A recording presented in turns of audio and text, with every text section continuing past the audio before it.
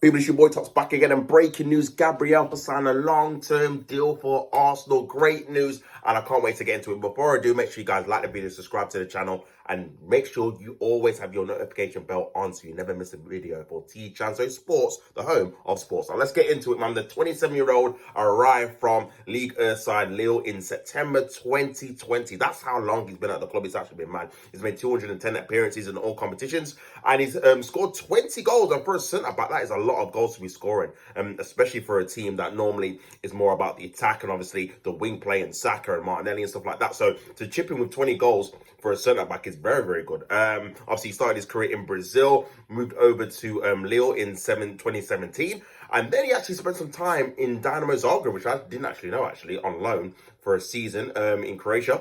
Then, obviously, he made his debut against Fulham away. This is during the COVID season as well.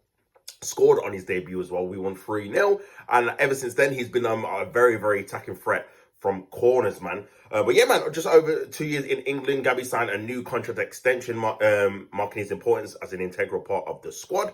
Gabby's consistency in terms of his performances had earned his place in the 2023-2024 player or team of the season, team of the year. So yeah, and bro, obviously I'm reading off the Arsenal website, man. They're shameless as well, you know. That started with silverware as he lifted the Community Shield at Wembley. That's crazy. Following the penalty shootout victory over Manchester City. Yeah, we're not counting that silverware here. But yeah, man, carrying on. Gabby has been a mainstay of the defence, which has conceded the fewest goals in the last 2 Premier League seasons. In addition to his huge defensive strength, Gabby's natural ability in finding the net has brought some many joyous occasions, especially his winner at Tottenham Hotspur in September 2024 is a particular highlight. So yeah, he actually does score a lot of goals in big games. You look at the goal he scored at the Etihad this season, the goal, like he said, the winning goal at obviously at the Tottenham Hotspur Stadium. He scored at Anfield before as well. He scored against Man United this season as well. So he does score. He scored the winner at Stamford Bridge a couple of seasons ago too. So he has actually scored nearly at every top away ground. So yeah, and he scored against every big team as well. And this is a centre-back, by the way. You know, not obviously necessarily known or encouraged really to be scoring goals in against the top teams, but he's popping up with crucial goals, man. Crucial goals at crucial times. A Brazilian international, he was first called up to the squad in November 2021 and is featured for Brazil 14 times and scored his first goal in a World Cup qualifier against Venezuela in 2023 October. Reflecting after signing his new contract, Gabriel said, "I've arrived here as a young player, and after almost 5 years, I'm so happy. I've learned a lot. I'm so proud of myself. It's an amazing journey, and I'm so happy to continue it. I hope I win some trophies with this club because I love this club and my family loves this club so much. Also, it's an amazing club. I'm so proud to sign a new contract. I love this club. I love the supporters. I love my teammates. I love the stadium. I'm so proud and thankful for all the support.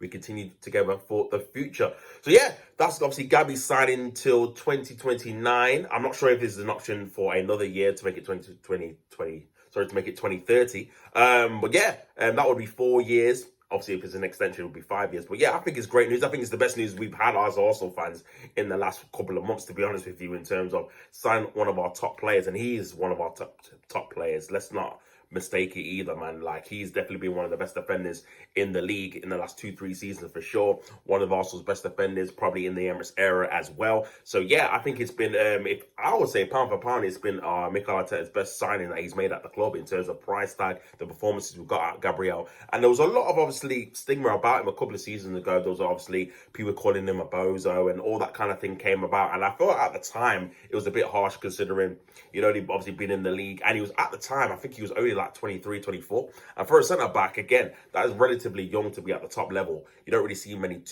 too many top centre-backs at that age. You look at someone like Van Dijk, he didn't really come into his prime until he was like 28, 29, 30. So yeah, at the time I thought it was harsh. I felt like the mistakes he was making, he definitely could improve on and iron them out. And that's what he's done. That's literally what he's done during that time. Like the lapses of concentration he used to have, he doesn't really have them anymore. And yeah, he's a massive leader in terms of how he conducts himself on the pitch. He's aggressive. He always wants to win. He wants to obviously do his best for the team. And also the quality he has in terms of reading of the game, the fact that he's a danger in the air, from corners, from set pieces, from open play as well, even if you want to put balls into the box. And he's an aerial threat in terms of defensively and going forward. And we definitely did miss his aerial attacking threat during the back end of the season. Obviously, he's recovering now from a hamstring tear. had surgery for it, so hopefully he's back for pre-season. So yeah, Gabriel was a massive, obviously, miss because again, he's been one of our best or better players in the last 2-3 years for sure.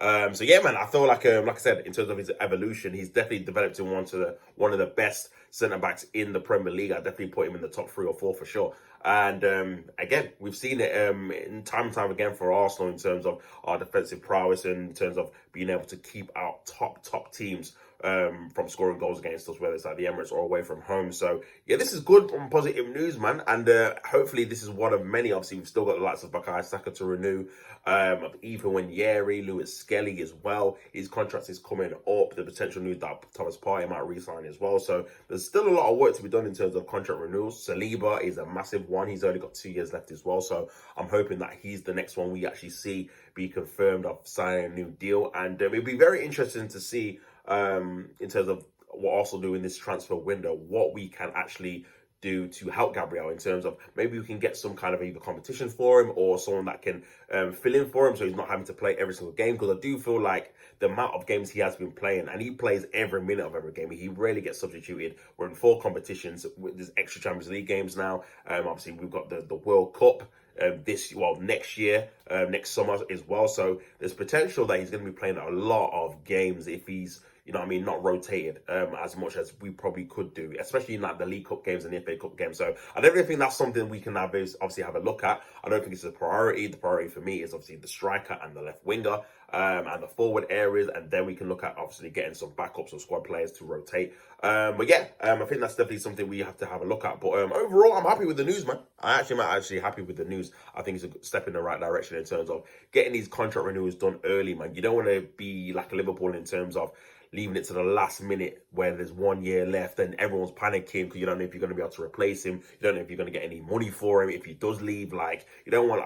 We've been in that situation before as also fans with the likes of Sanchez, the likes of Özil, Aubameyang, these guys that ran down their contract. Ramsey as well was another one. Wilshere left on a free. Welbeck left on a free. Bro, there's been so many in that Wenger period. It was like every season we're having at least 2 players. I don't know what our hierarchy or our management team were doing in terms of contract negotiations, because we just didn't want to renegotiate, or we're willing to do it in the time frame that we needed to make sure we get these players to sign the contracts, man. So yeah, it was kind of crazy, man. But hopefully, fingers crossed, this is a step in the right direction. Like I said, we can get these guys over the line. But yeah, you guys will have to let me know what you think about the whole situation. Is it a good sign that Gabriel has obviously re-signed for Arsenal, and is he actually going to finally win trophies like he said obviously in the interview with Arsenal, major trophies, not the Community Shield? So yeah, you guys in the comments let me know what you think about the whole situation. Please like, share, subscribe and follow to Team Chanso Sports. Until next time, don't hate to play at the game, and until next time, people, I'm out. Peace.